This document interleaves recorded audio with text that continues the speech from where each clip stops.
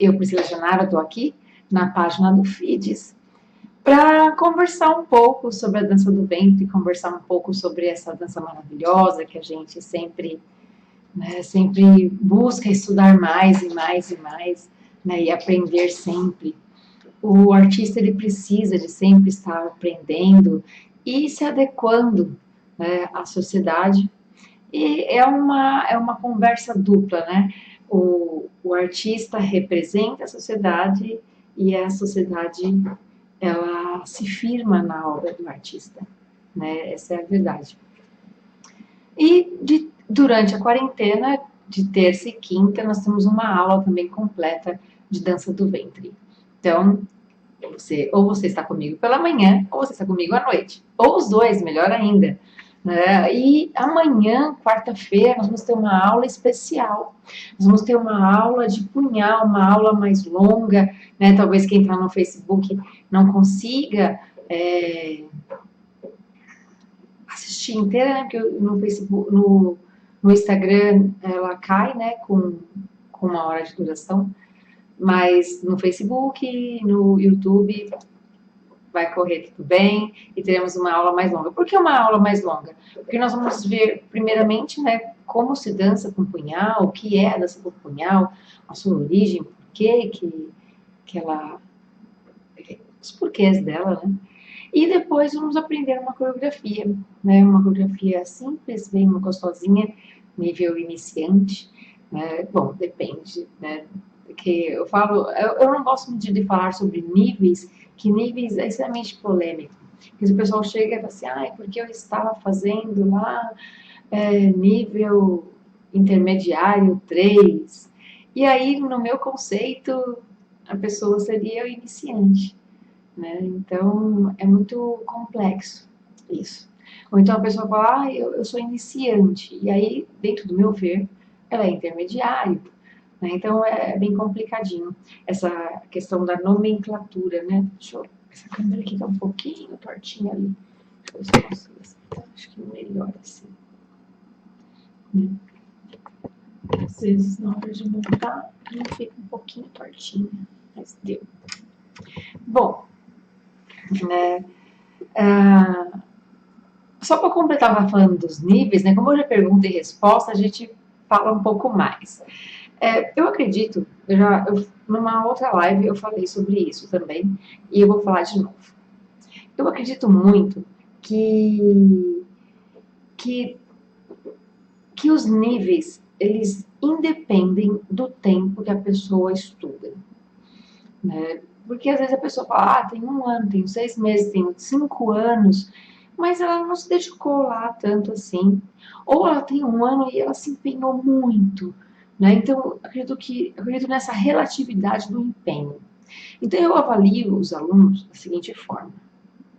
Quando eu tenho que explicar e mostrar para ele o movimento, ou o que eu quero que ele faça, ele é iniciante.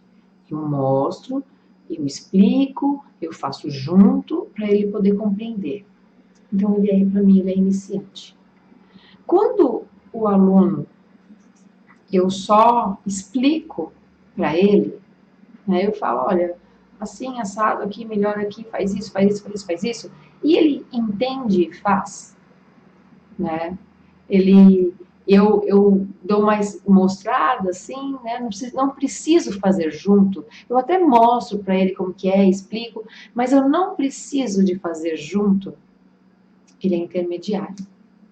Agora, aquele que eu falo, olha, faz assim, assado, e ele realmente faz, ele é avançado.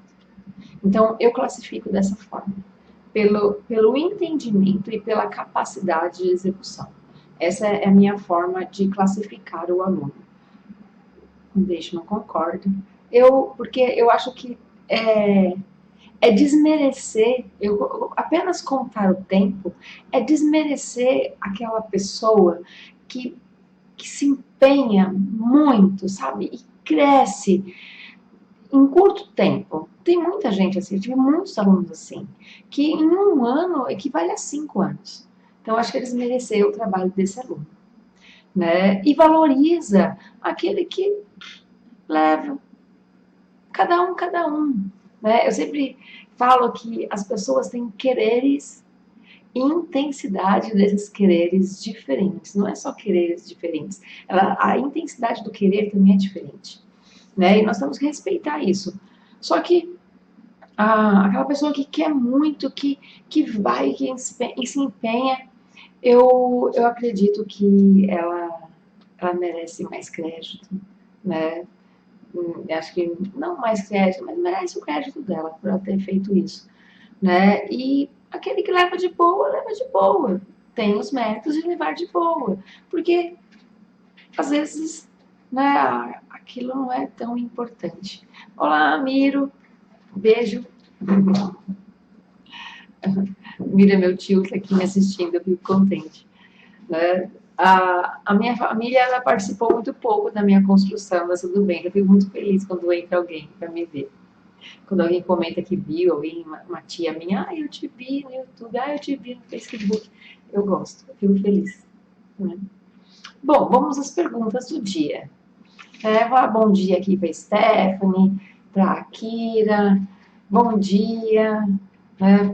Muito legal ter vocês todos aqui. Bom, a pergunta, anotei duas, né? Uma foi uma dívida de ontem, que eu vou pagar daqui a pouco, que é sobre uma referência, né? De música do Said para estudo. E o outro foi uma pergunta que foi feita na semana passada, depois da aula, da aula acontecendo agora na quarentena, à noite, se eu não me engano, o nome dela, não me lembro agora, não anotei, mas não lembro da menina que me perguntou. Ela perguntou como que faz para melhorar a desenvoltura de braços, né, junto com o quadril. Aí eu respondi para ela que é treino, né? E realmente é treino. Só que escrevendo ali, né, fica difícil de você explicar tudo. Então eu resolvi explicar aqui, né? E espero que ela veja. Né? Então, quando você tem a dificuldade de movimentar quadril e braço, na verdade é uma dificuldade da psicomotricidade. O que acontece? O nosso cérebro, ele manda informações para o nosso corpo. O bebezinho, já viram, não sei quantos de vocês já tiveram contato com bebês. O bebezinho, quando ele começa a entender o mundo externo, né, que o mundo dele não é só o peito da mãe e ele, né, quando ele começa a perceber o mundo à volta dele, ele começa a querer pegar. Então é muito interessante que ele vai com a mãozinha e ele erra o lugar, né? Aí você está na frente dele, você está ali com um brinquedinho mostrando para ele, ele vai com a mãozinha, isso mais ou menos, sei lá, entre 2 e 3 meses, acho que uns 3 meses que ele começa a pegar. Aí ele vai com a mãozinha e tenta pegar, eu mostrando minha mão está riscada aqui, que eu escrevo nas anotações da mão. Então, ele vai lá com a mãozinha e tenta pegar aquilo. Aí ele erra. Uma vez, 2, 3 vezes, né? E aí, chega um momento que ele consegue. E quando ele consegue a primeira vez, ele consegue sempre. E aí, vamos explicar o que aconteceu aí. Aí vai entender o que acontece com o nosso corpo. O cérebro, ele não sabia o caminho da informação até o músculo. Né? O nosso corpo é todo dotado de neurotransmissores. Estou falando músculo, mas não é o músculo, tecido muscular, tá? São os neurotransmissores que fazem esse papel, tem diversos nomes, né? Então, o cérebro, ele manda essa informação lá, né, passando pelos neurotransmissores todos, para o músculo fazer aquela movimentação. Só que o corpo nunca fez aquilo. É como se fosse uma mata selvagem, né? Então, a sua informação que o cérebro mandou, que você quer pegar um objeto, que você quer fazer um braço ondulante, a informação ela vai, mas ela encontra uma floresta. Para ela chegar lá onde a informação tem que chegar, ela tem que desbravar essa floresta. Então ele vai abrindo uma picadinha com facão no meio do caminho. Por isso que ele tenta uma vez, ele tenta a segunda, ele vai tentando e tentando e tentando. Né? E quando ele alcança, é porque ele desbravou, ele abriu essa picadinha no meio da mata. E aí ele vai indo pegar uma vez, 2, 3, 4, ele passa A vida pegando coisas, nós passamos a vida pegando coisas. Então, isso que era uma picadinha vai aumentando, igual acontece na vida real mesmo, lá no mato. A pessoa abre uma picadinha no meio do mato, aí ela passa um dia, ela passa dois, aí passa uma pessoa, duas, três, quatro, passa 20 pessoas. Essa picadinha ela vai aumentando, aumentando, aumentando, vira uma trilha, depois vira uma ruelinha, depois vira uma rua, vira uma estradinha, de repente vira uma rodovia. Né? O nosso corpo é exatamente isso. Então, a primeira informação que manda, né, o nosso corpo ele se perde nela. O nosso corpo, você quer alguma coisa? O nosso corpo, essa informação, ela tem que abrir esse caminho, ela tem que fazer esse caminho. Né? E a partir do momento que ela fez, esse caminho tá ali. Aí se você treina, se você não treinar, o que acontece? Essa picadinha, o mato vai crescer e vai cobrir de novo. Mas se você treinar essa picadinha, um beijo, Miro, tá mandando um beijo aí, que legal. Né? Se você treina essa picadinha, se você entra nela, você treina ela e você faz muitas vezes esse movimento, essa picadinha vai virar uma estrada, uma rodovia. Vai ficar natural. Quanto mais você treinar, mais você vai aprender. O que acontece geralmente? Aí é uma outra parte do nosso cérebro. O nosso cérebro, ele tem uma certa... se transforma em preguiça, mas ele é fabricado para ser estável, né? Para ele ter um trabalho linear, né? Então, ele é fabricado para poupar energia, ele é fabricado para manter o equilíbrio. E quando você aprende algo novo, ele desestabiliza esse equilíbrio, né? O equilíbrio, opa, peraí, o que é isso, meu Deus? Igual nós agora de quarentena, nunca ficamos de quarentena, nunca tivemos que trabalhar online. Ontem foi o primeiro dia de aula online com meus alunos da escola, foi difícil, né?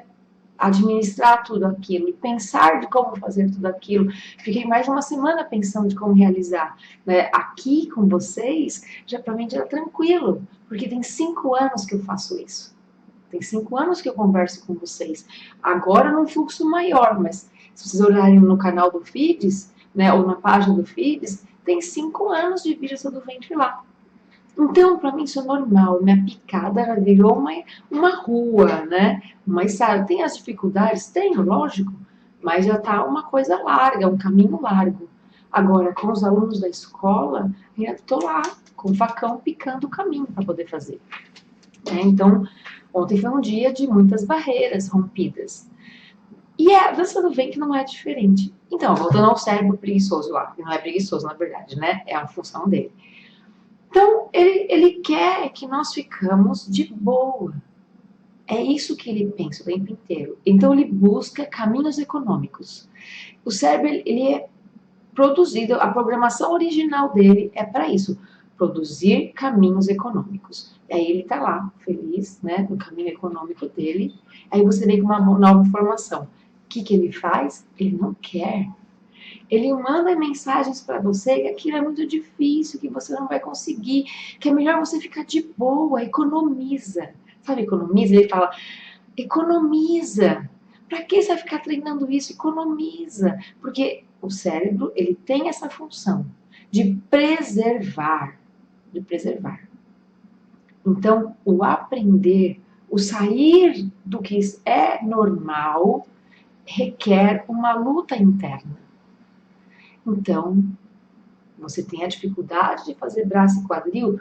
Todo mundo. Acho que 99,9% das pessoas que dançam no ventre tiveram ou têm essa dificuldade. Né? Por quê? Porque não é algo natural. Quem vai na feira fazendo assim e chime ao mesmo tempo? Ninguém faz isso. Então, é algo que